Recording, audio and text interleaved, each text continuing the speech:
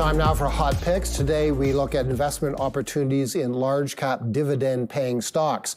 Our next guest says dividend paying stocks are good value during periods of inflation. Let's bring in Don Nesbitt. He's Senior Portfolio Manager at FM Investments and joins us from Chicago. Don, thanks a lot for joining us. Let's begin with this setup. What kind of setup do you think we have right now for dividend payers? Hi, Paul. Thanks for having me. And yeah, the last 2 years, dividend stocks have not, and the yield factor in particular, has not performed very well. Last time we did see these stocks do better was in 2022 when we saw the market sell off as the Fed started raising rates. And that's kind of a good prelude into why you want to own dividend stocks, especially at these type of market levels. You're still going to get capital appreciation if the market moves forward, but you also get a yield on that. And if we look back over history, dividend yields have returned anywhere from 30 to 40% of total returns. Also, with the S&P 500 now trading at near record high or historically high multiples, generally, that has not given you a very good return over the next 2 to 3 years. So we've seen double-digit returns over the past 2 years. But when you're at this type of a multiple, 21, 22 times, that generally brings into single-digit returns. And again, if you have dividends paying a yield, that could be a good part of that return. Okay. The other thing sorry. Go ahead. No, I interrupted. Finish your thought, and then we'll get to your individual stocks. Yeah, the last thing I wanted to say is, everybody, while we made a lot of progress against inflation, people are still worried. There's large government deficits out there. There's tariffs. There's this reversal of globalization, which is bringing on more onshoring. And immigration problems and addressing, tightening of immigration law. All these things are inflationary or could lead to inflationary. And stocks, rather than your bonds, are able to absorb a lot of these inflationary pressures and perform well, actually, with a little bit of inflation. Okay, let's move to your first pick in this sector, Comerica, the big bank, ticker symbol CMA. It's currently yielding 4.6%. Yeah, I'm afraid I'm bringing you a bag of broken toys here with the three stocks. The first one, as you said, is Comerica. We like the financial sector. That's going to be a very big beneficiary of lowering rates. Again, the back end is sticky. The front is coming down as the Fed cuts, but that steepening curve actually helps financials. And one of the things we like to look at for some of these what we call broken stocks is what's happened.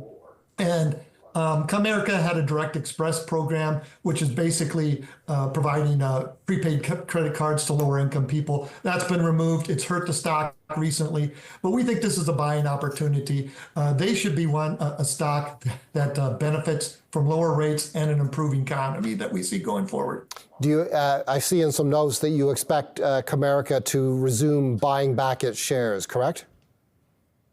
Yeah, and that's another good point is, we like to look at dividend stocks as being basically bond proxies on one end and dividend growers. And the financial sector in particular has been very strong dividend growers. And of course, you can grow the dividend, that helps yield, and then also buybacks, which is kind of akin to dividends too. So buybacks, dividend increases, these type of stocks here in the financials have been very good at that over the past decades.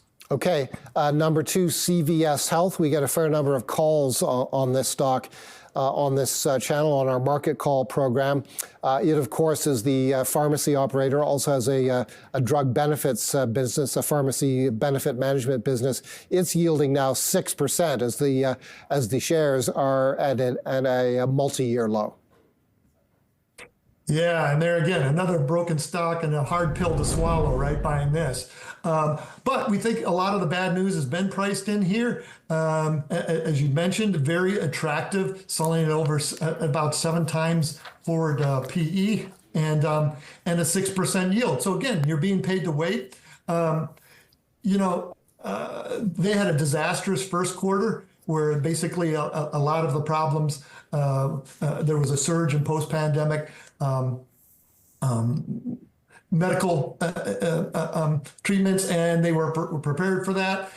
The other thing that's happened here too is as a result of all the problems they've had recently is a management shakeup. So we've seen a new CEO here, a new management team, and they have been focused on cutting expenses, efficiency. Obviously, it's been in the news here lately with the PBMs, Congress, Trump.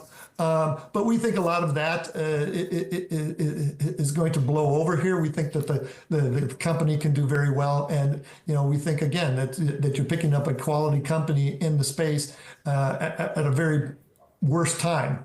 Okay, let's go to Starbucks. The company needs little introduction. Most viewers know it's now under new leadership, and the market has applauded that move. Why do you like Starbucks in this context? Yeah, once again, a lot of problems lately, right?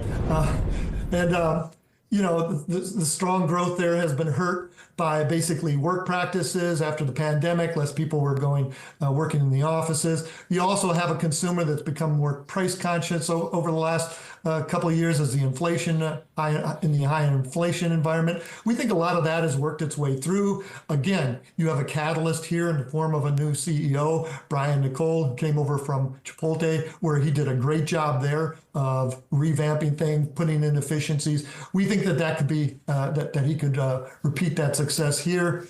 The company has had good growth, about 6% 5-year growth over the 6% annualized 5-year growth over the past 5 years. Last year was basically flat. We think that they can return for that as they address their store situation. One of the things we like to see in the retail sector with these turnaround stories is they've expanded very, very fast and very, very wide over the past, and a lot of their in retail situations like this, a lot of these stores aren't profitable. So they're going to be looking at that. They're going to be revamping that. And you may actually see a slowdown in growth here as they close some unprofitable stores. But in the long run, that's better for profitability. And we think the stock is an iconic brand here and will turn around and represents, again, an attractive growth value. Don, thanks a great deal for this. Don Nesbitt is